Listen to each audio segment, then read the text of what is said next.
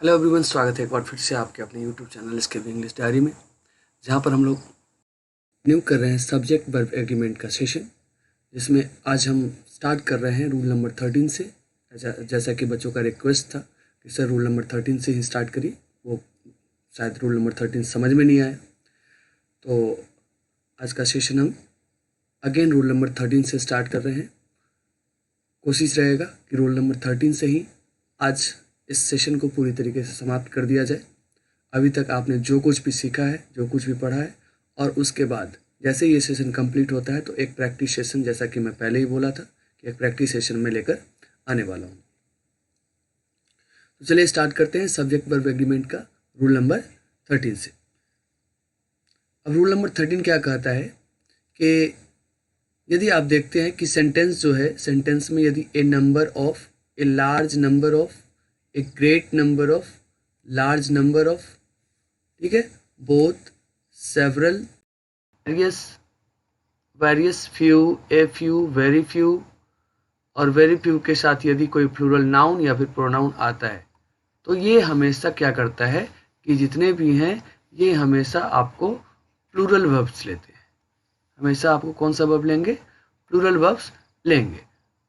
ये plural verbs को आपको लेगा। कहने का मतलब ये लिस्ट में से जितने भी आपको मैंने बताया, इसमें से ए नंबर हो गया, लार्ज नंबर ऑफ हो गया, ग्रेट नंबर ऑफ हो गया, large number of, both, several, various, few, a few, very few, plural, very few के बाद यदि क्या आ जाए, प्लूरल नाउन या फिर कोई प्रोनाउन आ जाए तो ये हमेशा किस में रहेगा? प्लूरल में रहेगा। इस बात का ध्यान रखना। तो अभी यहाँ पे देखिए कुछ एग्जाम्पल्स मैंने रखा है आपके लिए कि a number of students, a number of students. अभी इसमें से देखिए ए नंबर ऑफ यहाँ पे आया, ए नंबर ऑफ यहाँ से कैरियन ये हमने उठाया है, ए नंबर ऑफ ये दिख रहा होगा आपको, ठीक है। और ए नंबर ऑफ के साथ हमने क्या किया कि प्लस में रखा है, यहाँ पे प्लस में ये स्टूडेंट्स जो आपको दिख रहा है ये क्या है? प्लूरल नाउन है। तो अगर इस कम्बिनेशन को यदि पूरा कर रहा है तो ये कौन सा वर्ब लेगा? हमेशा प्लूरल वर्ब लेगा। और इसी के लिए आप यहाँ पे आप देख रहे हैं कि ये वर्ब का यूज यहाँ पे किया गया और ये सेंटेंस हमारा क्या है? करेक्ट है। नेक्स्ट देखिए कि the number of boys is 40। The number of boys is 40। अब यहाँ पे अब बताइए कि द नंबर ऑफ बॉयज, ठीक है, द नंबर ऑफ बॉयज। अब इसमें से देखिए, इसमें क्या है, एक थोड़ा सा इसमें प्रॉब्लम है कि ये जो 40 जो है एक सर्टेन अमाउंट की बात कर रहा है, ठीक है। ये 40 जो है एक सर्टेन अमाउंट की बात कर रहा है। तो जैसे ही एक सर्टेन अमाउंट की बात करेगा, क्लास में टोटल कितने बच्चे हैं उसकी बात कर रहा है। तो इस वजह से द नंबर ऑफ बॉयज, यहाँ पे द नंबर ऑफ होने के बावजूद भी, प्लस में प्लूरल नाउन होने के बावजूद भी यहाँ पे हमने क्या किया है? इज का यूज किया है, ठीक है। यहाँ पे हमने क्या किया? इज का यूज किया, जो कि आपको साफ साफ दिख रहा है। बट ये भी सेंटेंस हमारा क्या है? सही है, इसमें भी कोई प्रॉब्लम नहीं है। आगे देखिए, बोथ का यूज कर रहे हैं हम एज अ सब्जेक्ट, तो both of students, both of the students, आप देख रहे हैं कि बोथ, ठीक, बोथ ऑफ द स्टूडेंट्स, और प्लस में क्या यूज किया हमने? वर्ब का यूज किया। तो यहाँ पे भी आप देखें कि बोथ ऑफ द स्टूडेंट्स, ये आने से हमने कौन सा हेल्पिंग वर्ड लिया है? तो हमने प्लूरल हेल्प लिया है। देन सेवरल ऑफ देम, इसमें भी देखिए कि हमने वर्ब का यूज किया है, वर्ब क्लेवर। तो ये टोटल जो आप देख रहे हैं कि एक बार फिर से इसको देखिए, a number of, a large number of, a great number of, large numbers, number of, both, several, various, few, a few, very few. इसके बाद यदि कोई प्लूरल नाउन या प्रोनाउन आता है तो ये हमेशा प्लूरल वर्ब लेगा। ओके, चलिए चलते हैं हम लोग नेक्स्ट रूल की तरफ। नेक्स्ट रूल जो आप देखेंगे तो इसमें क्या कह रहा है, हमारा जो नेक्स्ट रूल है वो 14 नंबर में कहता है कि अगर आप सेंटेंस में, ठीक है, अगर आप सेंटेंस में नन को सब्जेक्ट बनते हुए देखते हैं, अगर आप सेंटेंस में कहीं भी देखें कि नन आपका क्या बन रहा है, नन जो है ये सब्जेक्ट बन रहा है, तो कभी अकेले नन बनेगा और कभी कभी none of plus singular uncountable noun बनेगा। लाइक एग्जाम्पल से आप समझिए, ज़्यादा इसको समझ में आएगा कि यहाँ पे आप देखिए, पहले हमने कहा कि या तो नन हो सकता है या तो नन हो सकता है, तो नन हैज़ कम येट।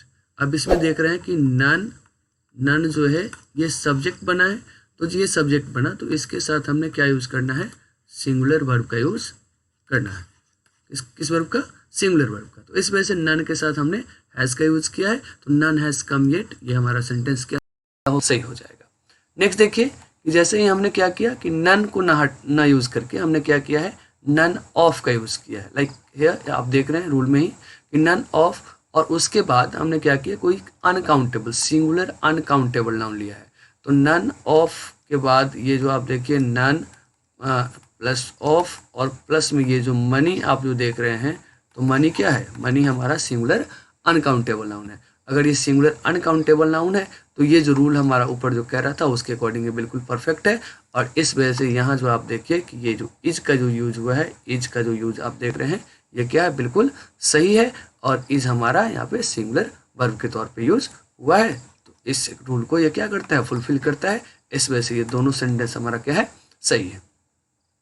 फिर से एक बार देख लीजिए कि यदि नन या नन ऑफ हमारा सब्जेक्ट बनता है और उसके बाद यदि कोई सिंगुलर अनकाउंटेबल नाउन आता है तो वो हमेशा क्या रहेगा, सिंगुलर रहेगा।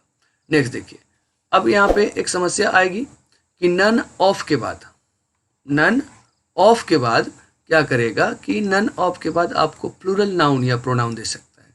तो अगर नन के बाद आप देखें कि कोई प्लूरल नाउन या प्रोनाउन का यूज हो रहा है तो आपको कुछ भी नहीं करना है, वहाँ पे आपको जो मर्जी हो उस हेल्पिंग वर्ब का आप यूज कर सकते हैं, इधर दैट इज सिंगुलर और प्लूरल। ठीक है, कहने का मतलब है कि नन ऑफ, यहाँ पे देखिए इस सेंटेंस को समझिए, नन ऑफ दिस गर्ल्स। तो यहाँ पे आप यदि आर लगाने का मन है आपका तो आर लगाइए, इज लगाए तो इज लगाइए, दोनों ही कंडीशन में सेंटेंस क्या होगा, सही होगा। इसमें किसी तरह का प्रॉब्लम आने वाली बात नहीं है। ये भी सही है और ये भी सही है। अगर इस सेंटेंस को आप ऐसे, इस सेंटेंस को आप क्या करें कि अगर लिखें कि none of these girls is naughty, यदि आप लिखते हैं none of this girls is naughty तो इज वाला भी क्या होगा, सही होगा। और यहाँ पे इज की जगह पे यदि आप लगाते हैं आर तो ये भी सेंटेंस सही होगा। दूसरा सेंटेंस जो है नन ऑफ अस, तो यहाँ पे आप क्या है तो इज के साथ ऑनेस्ट जा सकते हैं या फिर आर के साथ भी ऑनेस्ट जा सकते हैं। आपका ये क्या होगा, सही होगा, कोई दिक्कत उसमें नहीं आएगी आपको। ठीक है, चलिए नेक्स्ट देखते हैं। नेक्स्ट जो है हमारा नेक्स्ट 15 नंबर जो रूल है हमारा, 15 नंबर कहता है कि जैसे ही आप ऑल को सब्जेक्ट बने हुए देखें, कहने का मतलब है कि यदि सब्जेक्ट की जगह पे आपको ऑल दिखाई देता है तब क्या कंडीशंस बन सकते हैं। तो जैसे ही आप देखेंगे यदि सब्जेक्ट की जगह पे आपको ऑल दिखाई दे रहा है तो ऑल का दो मीनिंग निकलता है। एक तो ऑल का मतलब निकलता है एवरीथिंग से, किसी वस्तु की बात कर सकता है। ठीक है, और तो वहाँ पे क्या हो जाएगी, यदि आ रहा है प्रत्येक चीज़ या सब कुछ ऐसा आता है तो आपको उसको सिंगुलर मानना है।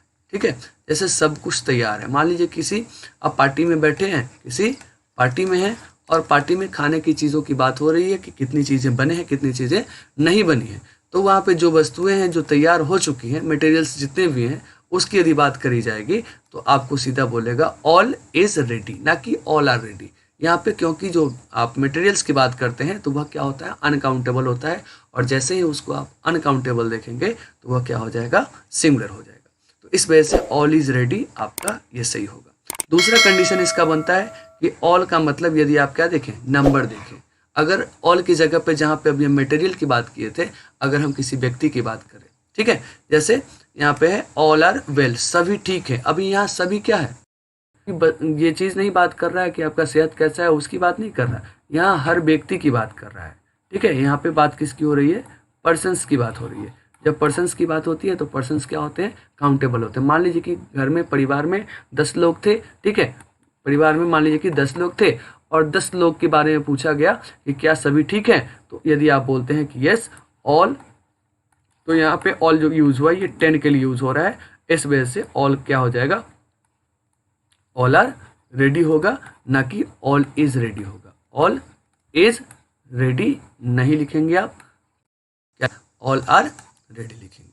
ठीक है, दो कंडीशंस बनता है, यदि वस्तुओं की बात करें तो वो सिंगुलर होता है और यदि नंबर्स की बात करें तो वो प्लूरल होता है। ऑल के साथ 2 ही कंडीशंस आपको पॉसिबल हैं और 2 ही कंडीशंस आपको बनेंगे भी, जो कि आपको एग्जामिनेशन वगैरह में अगर कहीं से क्वेश्चन उठाता है ऑल रिलेटेड तो बस 2 कंडीशन से ही क्वेश्चंस आपको उठाएंगे।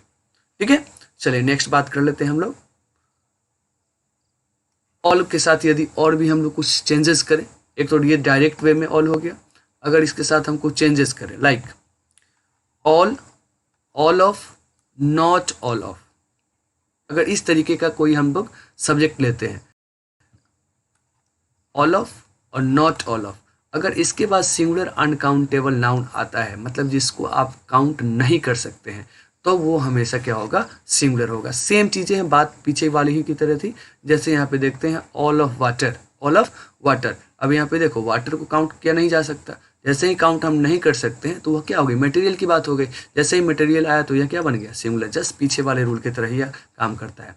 ऑल द मनी, ठीक है, अब ऑल द मनी, पैसा भी उसी तरीके से अनकाउंटेबल होता है। मनी, मनी को आप देखेंगे तो यह क्या होता है, अनकाउंटेबल होता है। तो यहाँ पे अभी ऑल ऑफ का कंडीशन आप देखें, यहाँ पर ऑल का कंडीशन देख रहे हैं तो मनी भी अनकाउंटेबल, इस वजह से यह क्या, ये भी आपका सिंगुलर ही होगा। देन यदि कहता है, ये तो काउंटेबल के साथ था, अगर अनकाउंटेबल आप देखें, सॉरी काउंटेबल वाले को देखो, देखें ये अनकाउंटेबल वाला कंडीशन था, और नीचे यदि आप दूसरा कंडीशन हमारा देखें तो उसमें हमने क्या किया है कि प्लूरल काउंटेबल नाउन को यूज किया है। तो प्लूरल काउंटेबल, बस बात वही आगे की जिसको आप काउंट कर, तो ऑल ऑफ द स्टूडेंट्स, यहाँ इसको देखें तो ऑल ऑफ द स्टूडेंट्स जो हैं, तो यह क्या है, यह हमारे लिए काउंटेबल की तरह काम करता है। तो एक स्टूडेंट्स को आप काउंट कर सकते हैं, इसमें से यह क्या हो गया। तो इस कंडीशन में आप देखेंगे कि ये प्लूरल रहेगा, और इधर वाले कंडीशन में ये क्या आपको दिखेगा, सिंगुलर दिखेगा। ठीक है, बस इस बात का आपको ध्यान रखना है, इतना आपके लिए कंडीशंस बनते हैं। बस कंडीशंस वही था, लिखने का तरीका चेंज किया है और कुछ भी नहीं है। जो पीछे 2 कंडीशंस आपको मैंने समझाया, एक अनकाउंटेबल वाला और दूसरा काउंटेबल वाला, तो बस उसी 2 कंडीशंस पे यही कंडीशन आगे जो है थोड़ा सा चेंज करके आपको अप्लाई करना है। लेकिन बस माइंड में यही रखना है कि जब भी काउंटेबल हो तो वह क्या होगा, ऑल प्लूरल होगा, और जब अनकाउंटेबल हो तो वह क्या होगा, सिंगुलर होगा। ठीक है, अब आज ये बात कर लेते हैं नो की। नो का कंडीशन क्या है कि नो जब भी सब्जेक्ट बनता है तो वह सिंगुलर अनकाउंटेबल नाउन के साथ बन सकता है, और नहीं तो सिंगुलर काउंटेबल। इसमें दो कंडीशन यहाँ भी बनेंगे। अगर नो के साथ आप देखें कि अगर नो के साथ सिंगुलर अनकाउंटेबल नाउन या सिंगुलर काउंटेबल नाउन, कहने का मतलब सिंगुलर रह रहा है तो वह नो हमेशा क्या रहेगा, सिंगुलर वर्ब को लेगा। ठीक है, जैसे नो वर्क, नो वर्क, अब नो के साथ नो प्लस में ये वर्क क्या है, अनकाउंटेबल है, तो इसके साथ हमने हैज का यूज़ किया, ये हमारा सही है। उसी तरीके से देखिए नो पेन, यहाँ पे हमने क्या लिखा है, ये सिंगुलर है, ये सिंगुलर काउंटेबल नाउन का यूज़ यहाँ पे हमने किया है। तो यहाँ पे भी हमने देखा है कि यहाँ पे हमने वाज को रखा है, तो इस वजह से ये भी हमारा क्या हो जाएगा, सही हो जाएगा। No work have been done, अब यहाँ पे देखिए नो प्लस में वर्क है, ठीक है, तो यहाँ पे वर्क क्या है हमारा, अनकाउंटेबल, बट यहाँ पे जो हेल्पिंग वर्ब हम देख रहे हैं कि ये क्या है, हैव का यूज़ कर दिया, और हैव हमारा यूज़ पॉसिबल नहीं होगा, ये क्या होगा, गलत होगा। इस वजह से इसमें ये सेंटेंस हमारा क्या है, ये सेंटेंस हमारा रॉन्ग है। नो पेन वर्क, यहाँ पर भी पेन देख रहे हैं, तो यहाँ पर भी इस सेंटेंस को आपको क्या मानना पड़ेगा, रॉन्ग मानना पड़ेगा। तो ऊपर वाला दोनों सेंटेंस आपका सही है और नीचे वाला दोनों क्या है, रॉन्ग है। कहने का मतलब है कि नो के साथ यदि सिंगुलर का चीज़ सिंगुलर यूज़ करेंगे, चाहे वो काउंटेबल हो चाहे फिर वो अनकाउंटेबल हो, तो उसमें हमेशा आपको सिंगुलर वर्ब का यूज़ करना है। और नो के साथ यदि प्लूरल का आप यूज़ करें, प्लूरल काउंटेबल नाउन का यूज़ करें, तो वो क्या रहेगा, प्लूरल रहेगा। जैसे नो के साथ यदि बुक्स यहाँ पर कर दिए तो no books were available, no books was available, ये हमारा क्या हो जाएगा, रॉन्ग हो जाएगा, और ये हमारा सही हो जाएगा। ठीक है, तो नो के साथ ये 2 कंडीशंस बनते हैं। तो बस यहाँ पे याद क्या रखना है, आपको याद यही रखना है कि जैसे ही आपको नो के साथ अगर नो प्लस सिंगुलर होता है, ठीक है, नो प्लस सिंगुलर, तो वर्ब भी हमेशा क्या रहेगा, सिंगुलर रहेगा, इस बात को याद रखना है। और यदि नो प्लस में प्लूरल रहता है, ठीक है, तो वर्ब भी हमारा क्या रहेगा, प्लूरल रहेगा। ठीक है, उसी बात को यहाँ पे अच्छे तरीके से एग्जाम्पल के साथ हम समझा चुके हैं। चलिए रूल नंबर 18 के साथ पहुँचते हैं। रूल नंबर 18 ये हमारा आखिरी रूल रहेगा, इसके बाद हम लोग प्रयास करेंगे इसके कुछ प्रैक्टिस किए जाए। ठीक है, चलिए अब यहाँ पे देख रहे हैं कि इसमें बस समझने का चीज़ है कि जैसे पीछे आप देखे थे तो इसमें भी वही है, little, a little, the little, little of, a little of, the little of, little of, a little of, the little of के साथ यदि आप देखें इट, दिस, दैट, एवरीथिंग, तो ये हमेशा क्या होगा, देखिए आप यहाँ पे कोई भी रूल नहीं समझने की चीज़ है, बस एक बात का ध्यान रखना है कि लिटिल जो है यहाँ पे जितने भी आप लिटिल देख रहे हैं अलग अलग कंडीशंस के साथ, तो लिटिल क्या यूज़ होता है, ये आपको हमने जब ये पढ़ाया था, डिटरमिनस पढ़ाया था आपको, तो डिटरमिनस में क्वांटिफायर के अंदर लिटिल शब्द का यूज आया था। ठीक है, तो लिटिल में हमने क्या बताया था कि लिटिल जो शब्द है यह यूज होता है सिंगुलर अनकाउंटेबल नाउन के लिए। सिंगुलर अनकाउंटेबल नाउन मतलब इसका जो यूज होता है ये होता है क्वांटिटी बताने के लिए। ठीक है, और क्वांटिटी जब जैसे ही आ गया तो वह नंबर की बात नहीं करेगा, वह नंबर की बात नहीं करेगा, वह मात्रा की बात कर रहा है। तो इस वजह से जिसको आप काउंट ही नहीं कर उसको प्लूरल बनाना पॉसिबल नहीं है। इस वजह से यह इसका जितना भी देखेंगे जगह आपका जो हेल्पिंग वर्ब होगा वह क्या होगा, सिंगुलर होगा। ओके, नेक्स्ट देखिए, उसी तरीके से एग्जांपल्स आपको यहाँ पर दिए हुए हैं एकदम साफ साफ। जैसे little work has been done, यहाँ पे देखिए लिटिल वर्क, वर्क क्या है, अनकाउंटेबल है, तो सीधा हमने क्या किया है, हैज़ का यूज़ किया है। Little of the ghee has been done, अब यहाँ पे घी भी क्या है, यह अनकाउंटेबल है, हैज़ का यूज़ किया हमने। Little work have been done, अब ये लिटिल वर्क यहाँ पे क्या कर दिया, हैव का यूज़ कर दिया, ये सेंटेंस हमारा क्या हो जाएगा, रॉन्ग हो जाएगा। लिटिल ऑफ द घी, अब यहाँ पर भी हमने क्या कर दिया, हैव का यूज़ किया है, इसमें हमारा क्या हो जाएगा, रॉन्ग हो जाएगा। Little of it was described, यहाँ पर भी देखिए लिटिल ऑफ के साथ क्या है, इट का यूज़ हो रहा है। जैसे ही लिटिल देखे तो यह सिंगुलर यूज़ किया है, वॉज हमारा सिंगुलर है और ये हमारा क्या हो जाएगा, सही हो जाएगा।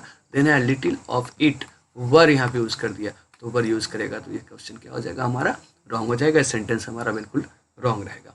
ठीक है, तो ये रूल नंबर हमारा 18 हो गया।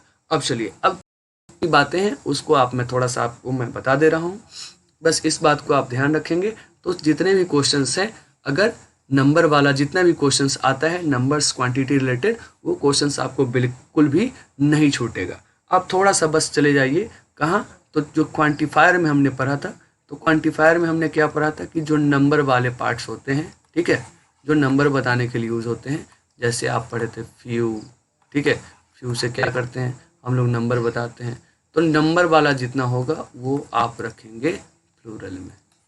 ठीक है, जैसे मोस्ट क्या बताता है, नंबर बताता है, यह प्लूरल रहेगा।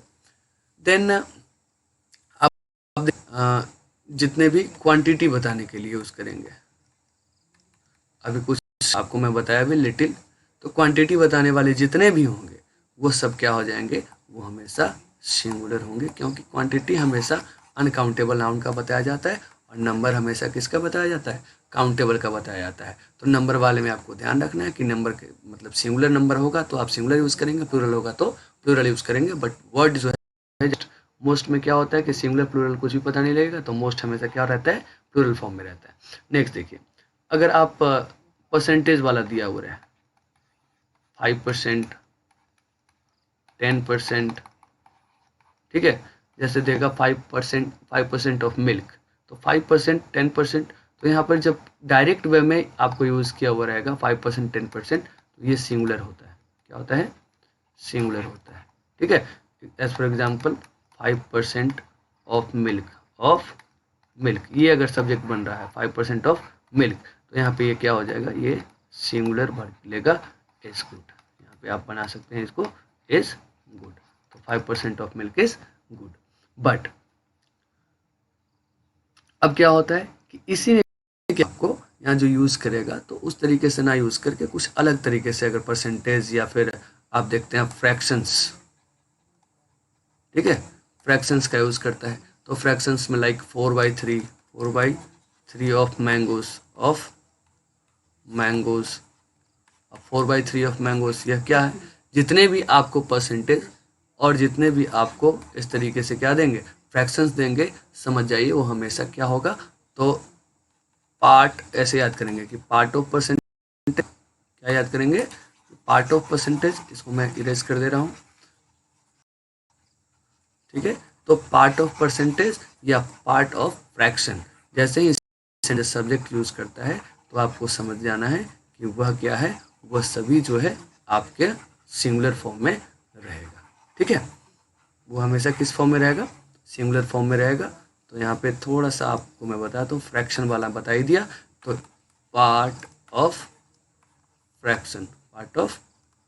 फ्रैक्शन अगर ये दिया हुआ है तो ये किस में रहेगा, सिंगुलर में रहेगा। और यदि आपको पार्ट ऑफ परसेंटेज दिया हुआ है, यह भी क्या रहेगा, सिंगुलर में रहेगा। और यदि परसेंटेज का डायरेक्ट वे में यूज़ करता है तो यह भी क्या रहेगा, सिंगुलर में रहेगा। इतना बात का आप इस बात को आपका ध्यान में रखना है। और इन बातों का यदि आप अच्छी तरीके से ख्याल कर लेते हैं तो कभी भी सब्जेक्ट वर्ब एग्रीमेंट में आपको प्रॉब्लम जनरली नहीं आता है और यहीं तक आपको क्वेश्चंस पूछते हैं। बट इसमें कुछ चीज़ें और भी हैं जो आपके लिए इंपॉर्टेंट हो सकती हैं, साबित हो सकती हैं। तो वो चीज़ें आपको जब मैं प्रैक्टिस सेशन में करवाऊँगा, कम से कम 25 या 30 क्वेश्चंस का मैं प्रैक्टिस सेशन करवाऊँगा जो कि अलग अलग रूट से रिलेटेड होंगे, ठीक है। और उन क्वेश्चंस को जब आप करेंगे तो आपको ये सारे रूल्स एक रिकैप हो जाएंगे, रिवाइज हो जाएगा सारे रूल्स का। और दूसरी चीज़ है कि आपको ये बिल्कुल ही अच्छे तरीके से आपको समझ में आएगा।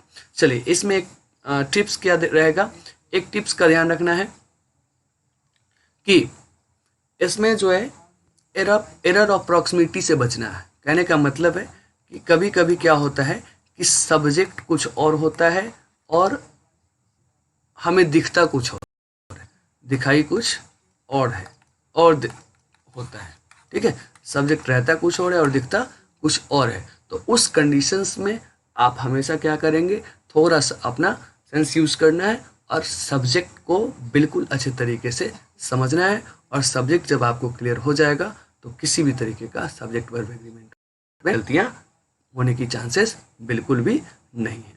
Thank you. इस सेशन में बस मिलते हैं फिर नेक्स्ट सेशन में इसी चैप्टर के प्रैक्टिस सेशन के साथ।